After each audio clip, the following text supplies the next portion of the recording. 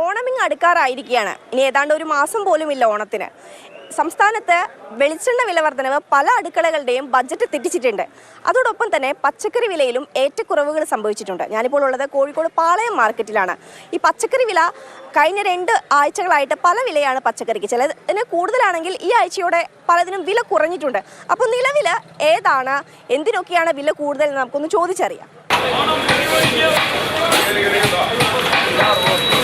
ചേട്ടാ, ഇപ്പം കഴിഞ്ഞ 2 ആഴ്ചയായിട്ട് വിലയിൽ കാര്യമായ മാറ്റങ്ങൾ വന്നിട്ടുണ്ട്. കൂടി നിൽക്കുന്നുണ്ട്, കുറഞ്ഞു നിൽക്കുന്നുണ്ട്. ഇപ്പോൾ ലേറ്റസ്റ്റ് ആയിട്ട് ഇപ്പോൾ ഏറ്റവും കൂടുതൽ വിലയുള്ള പച്ചക്കറിയാണ് ക്യാരറ്റിന് കുറച്ച് വില കൂടുതൽ.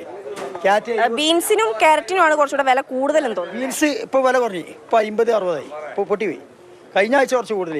തക്കാളിക്ക് കുറഞ്ഞു. ഇപ്പോൾ തക്കാളിക്ക് 35 രൂപക്കായി. ഇന്നലെ കുറച്ച് കൂടുതൽ 1000 രൂപക്കായി പെട്ടിക്ക്. ഇപ്പോൾ അതിന് 800 റുപ്യക്കായി. വില കുറഞ്ഞു 200 റുപ്യ. ഇവിടെ സാധനം വരുന്നതനുസരിച്ച് അവിടെ ഓണൊക്കെ ആകുമ്പോൾ അവിടെ ആൾക്കാർ കൂടുതൽ പോയാൽ അവിടെ വില കൂടും ഓട്ടോമാറ്റിക്കായി. അപ്പോൾ ഇവിടെയും കൂടും.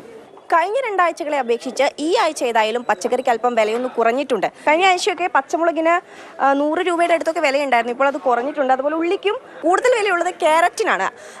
നല്ല ക്വാളിറ്റി ക്യാരറ്റിന് 70 മുതൽ 75 രൂപയാണ് വിപണിയിലെ വില. അതോടൊപ്പം തന്നെ വെള്ളരിക്ക 18 രൂപയും 20 രൂപയും ഉണ്ടായിരുന്ന വെള്ളരിക്ക ഈ ആഴ്ച ഏതായാലും 40-45 രൂപയിലേക്കും കടന്നിട്ടുണ്ട്. വില കൂടിയത് അറിയാലോ. ഇഞ്ചിക്ക് വില കൂടിയുണ്ട്. പിന്നെ പറയുകയാണെങ്കിൽ ക്യാരറ്റിന് വില കൂടിയിട്ടുണ്ട്. ബാക്കിയുള്ള സാധനങ്ങൾക്ക് കാബേജ് വില കുറഞ്ഞിരിക്കുകയാണ്, മത്തന് വില കുറഞ്ഞിരിക്കുകയാണ്, ഞങ്ങളുടെ ബീറ്റ്റൂട്ട് വില കുറഞ്ഞിരിക്കുകയാണ്. അങ്ങനെയുള്ള സാധനങ്ങൾക്ക് വില കുറഞ്ഞു. മുളകൊക്കെ ലേശം വില കുറഞ്ഞിരിക്കുകയാണ്. മറ്റേ വഴുതിന് 25 റുപ്യ 30 റുപ്യ അതേ റേഞ്ചുള്ളൂ. പണ്ടൊക്കെ 35 റുപ്യ 40 റുപ്യ. മുരിങ്ങക്കായ 20 റുപ്യ വില ഉള്ളൂ. മുരിങ്ങക്കായ 100 വിൽക്കുന്ന മുരിങ്ങക്കാക്ക് 20 റുപ്യ ഉള്ളൂ. വില ഇപ്പോൾ ലക്ഷം കമ്മിയായിട്ടുണ്ട്. കഴിഞ്ഞ ആഴ്ച നല്ല ഓവറേനെ. കഴിഞ്ഞ ആഴ്ചകളിൽ നല്ല കനത്ത മഴയായിരുന്നു. നമ്മൾ സാധാരണ കേരളത്തിലേക്ക് പച്ചക്കറി എത്തുന്നത് കർണാടകയിൽ നിന്നും തമിഴ്നാട്ടിൽ നിന്നുമൊക്കെയാണ്. അപ്പോൾ അവിടെയൊക്കെ മഴയുണ്ടായിരുന്നു. അപ്പോൾ മഴ കൂടിയ സാഹചര്യത്തിൽ പച്ചക്കറി വില ചെറിയ രീതിയിലൊന്ന് കൂടിയിരുന്നു. പക്ഷെ സാധാ വാങ്ങുന്നതിനേക്കാൾ കുറച്ച് കൂടുതലാണ്.